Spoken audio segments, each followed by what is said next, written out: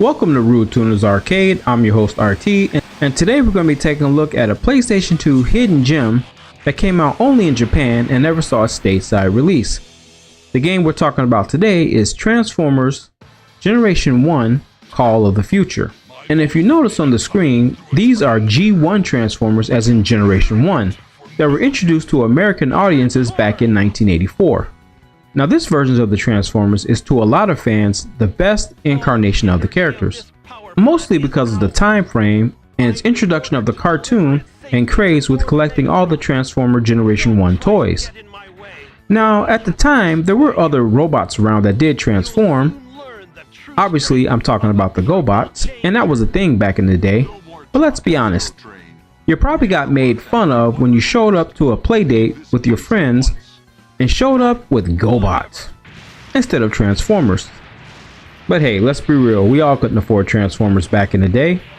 So what intrigued me with this game is the fact that you are able to actually play the game as your favorite childhood Autobots or Decepticons, without having to painfully suffer through the Michael Bay Transformer universe. You know, Megatron turned into a jet or a tank. Yeah. But anyway, the story for this game starts with the Autobots and Decepticons both searching a planet looking for their missing comrades. There is supposedly a strange UFO involved, and the planet they are on is later discovered to be dangerous and harmful to the Transformers due to atmospheric properties making the Transformers burn energon at a much faster rate than they normally would, and ultimately trapping them on the planet. Otherwise, if they tried to leave the planet, they would lose all their energy while in space. So the Transformers are forced to find energon to make repairs and to make a special material for their ship to shield them from the negative effects of the atmosphere. So the music in this game is actually fitting to the game's storyline. If we take a listen at the intro and the opening of the game, you can obviously tell that it's based off Transformers the movie. So let's take a quick listen.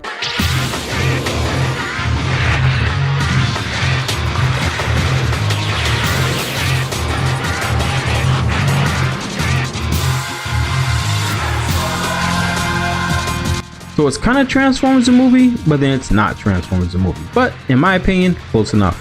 As far as the music during the battles and the cutscenes, I think it's a nice fit. And while there's no tracks on here that's going to blow you away and be memorable, except for the Transformers theme, it still fits the mood of the game in my opinion.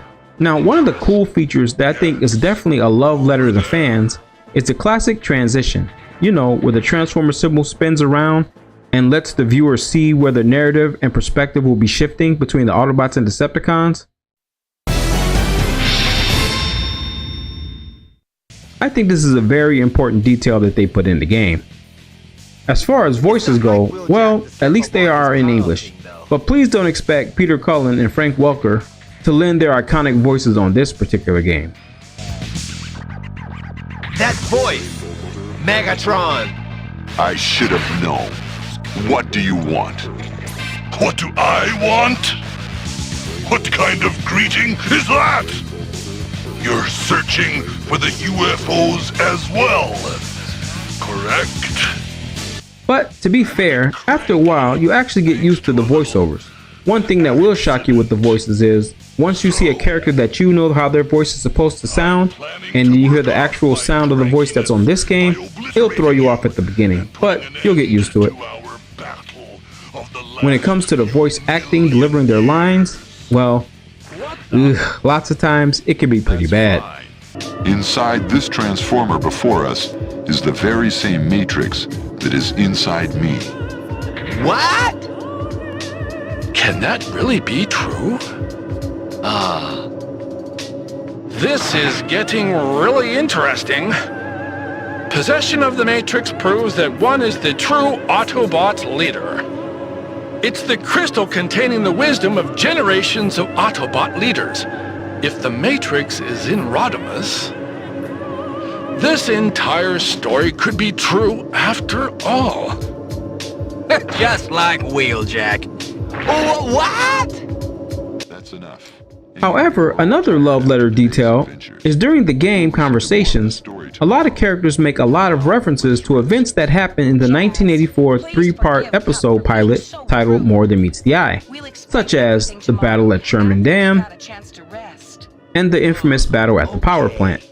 As far as graphics and visuals are concerned, this game came out in 2003 for the PlayStation 2 in Japan and never made a release in the US, which is actually, in my opinion, a shame, because you can actually switch to the text English as well as the voices default playing in English. So all the voices are English and you can set the text to follow along if you'd like.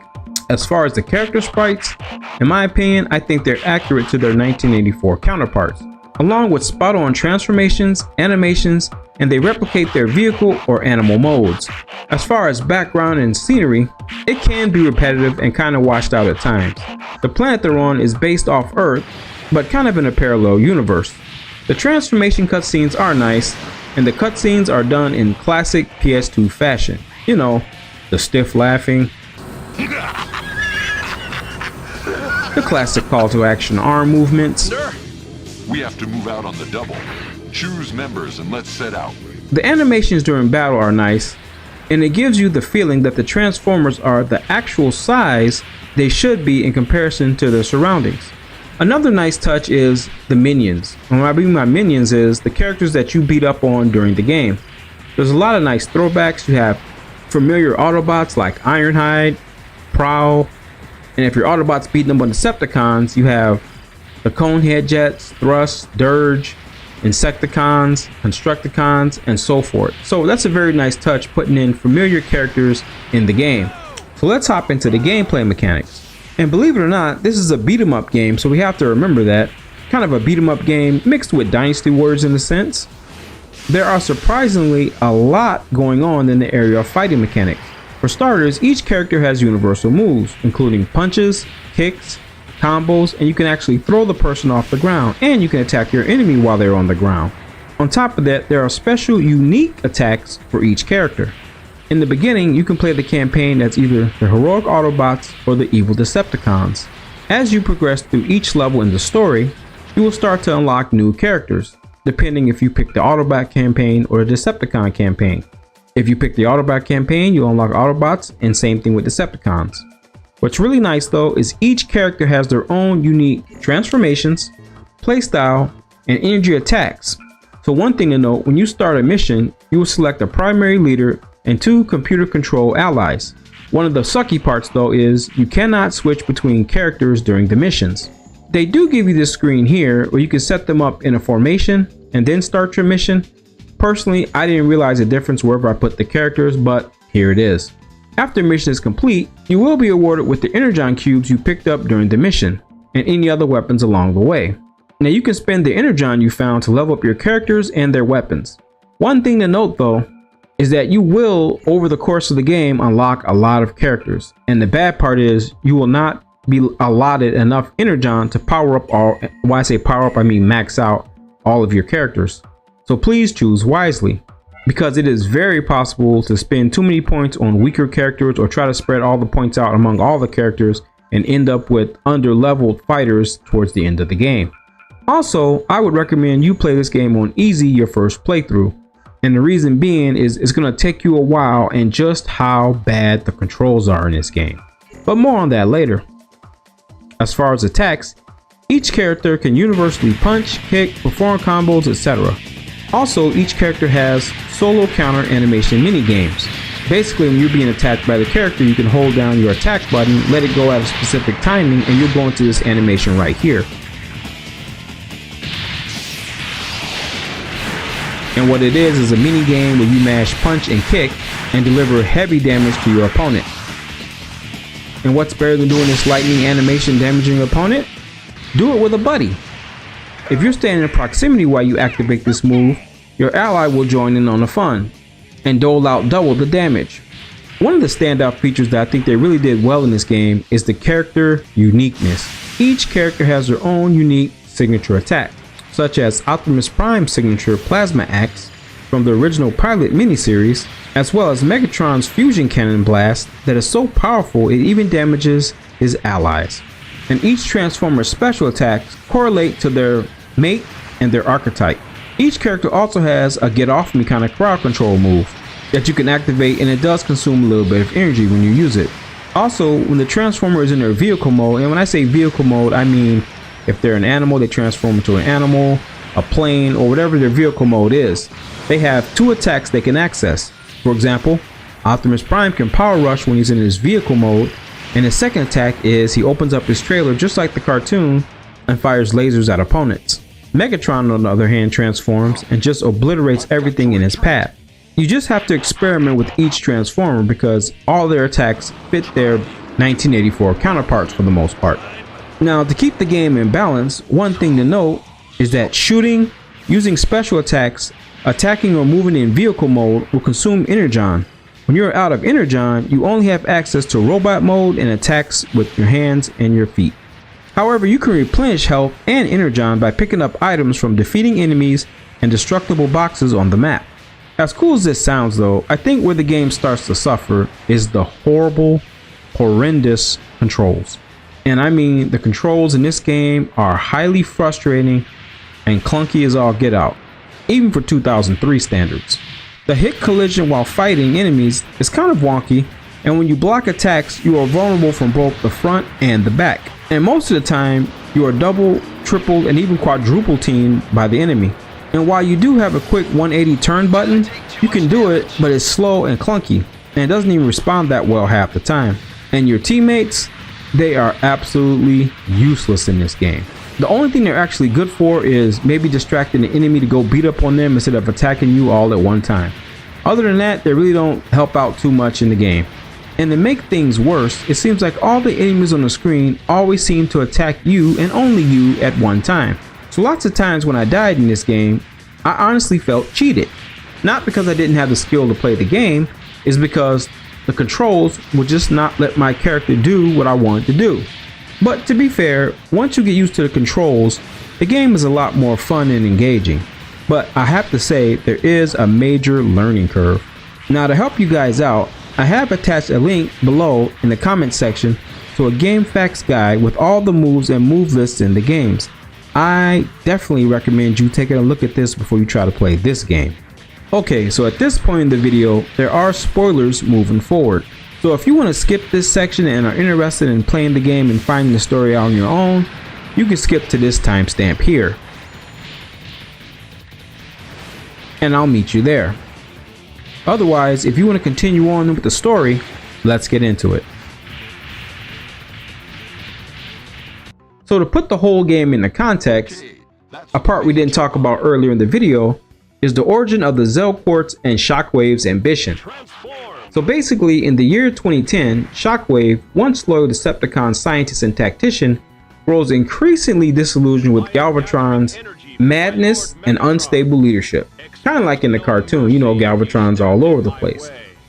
Galvatron's cruelty has reached new heights, pushing Shockwave to the brink of rebellion. During an expedition in the planet Zell Samine, Shockwave uncovers the Zell-Quartz, a highly unstable, yet incredibly powerful energy source hidden deep within the planet. Upon studying this quartz, Shockwave realized that the Zell-Quartz holds more raw energy than even the legendary Heart of Cybertron, and it can make him more powerful than any Decepticon leader before him. Overcome by his ambition, he implants the Zell-Quartz into his own body, becoming a living conduit of its power. However, the raw energy proves to be too much for even Shockwave's advanced systems to handle, and so forth, his body begins to malfunction and his enhanced power surges uncontrollably. Driven mad by the overload, Shockwave goes rogue, destroying both Autobot and Decepticon forces in his wake. His madness culminates in the destruction of Cybertron itself, the very home of the Decepticons and Autobots, before he sets his sights on other worlds. His rampage across the galaxy knows no bounds, and soon entire civilizations are left in ruin. The Autobots attempt to stop him, but ultimately they fail, as they are overwhelmed by his immense power. So fast forward to the present day, in a desperate bid to prevent this apocalyptic future, Rodimus Prime forms, not Optimus Prime, but Rodimus Prime forms an unlikely alliance with the Quintessons. You remember those guys from the movie?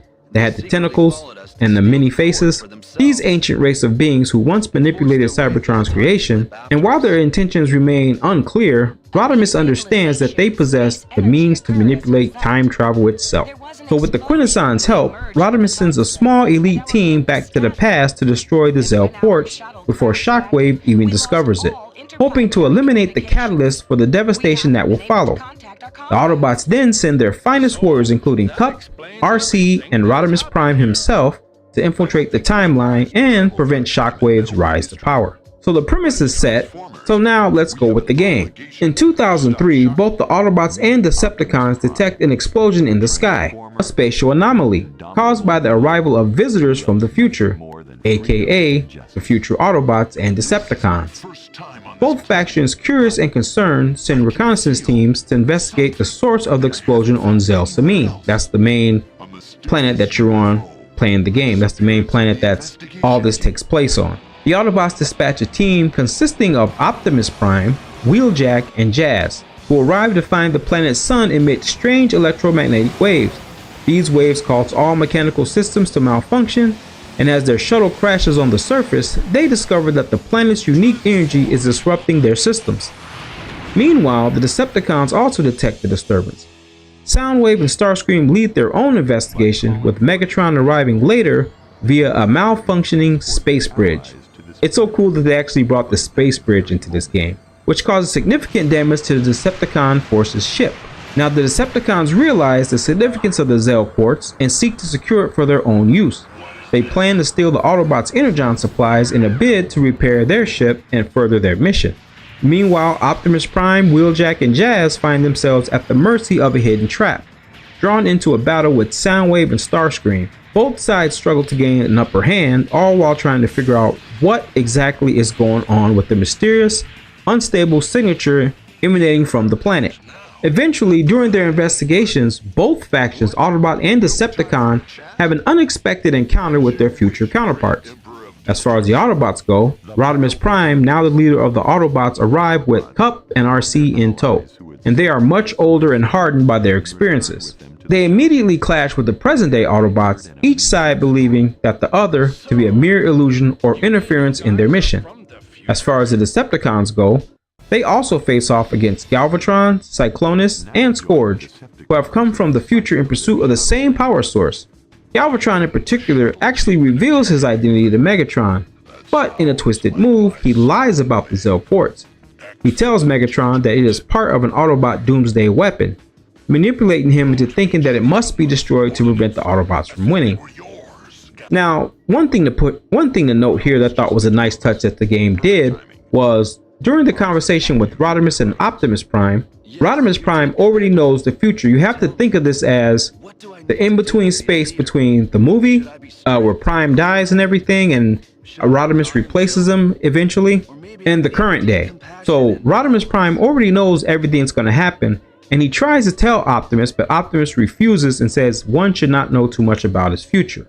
But moving along, the Autobots and Decepticons are caught in a web of confusion, unable to trust their counterparts from the future, but driven by the same goal: to uncover the secrets of the Zell Quartz before the other side can use it for their own advantage. So the two factions, desperate to find the powerful artifact, follow clues to various sites on Zelsamine, leading to a series of skirmishes and battles as they fight for control over local power sources. Now there are 3 power sources that they all venture out to get. One is the Jewel Mystery at the Lassault Ruins. The second one is the super hard mineral drill bit at the Karzite Mine. And the third and final one is a giant crystal formation at the Altus Mine Gem Mine. I hope I said that right. But as it turns out, none of these locations prove fruitful. But eventually both sides do uncover the truth. The Zell Quartz is actually hidden in the Elta Power Transmission Array. And that's an ancient, highly advanced structure located at the planet's core. Now this array is responsible for the planet's strange electromagnetic properties and is directly linked to the Zell Quartz. And then we finally move on to the final confrontation at Elta. The battle for control of the Zell Quartz culminates at the Elta Power Transmission Array. Both sides clash in a final showdown, with Optimus Prime and Megatron leading their forces into the heart of the array. After a brutal battle, one faction will emerge victorious.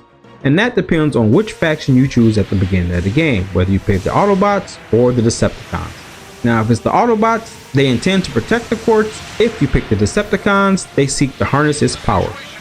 As the battle reaches its climax, Starscream, ever the opportunist, as he always does, shady as all get out, overhears a conversation between Galvatron and Cyclonus talking about the true nature of the Zell Quartz.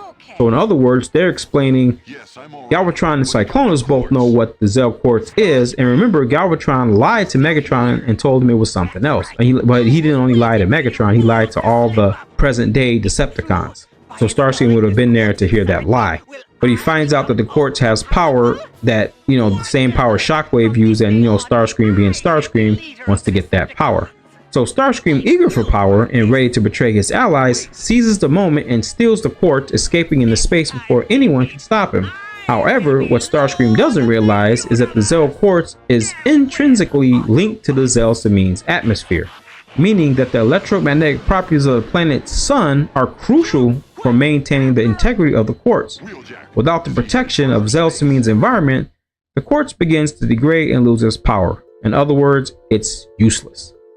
So as Starscream flies off through space, he soon realizes that the Zell Quartz has become inactive, rendering him powerless.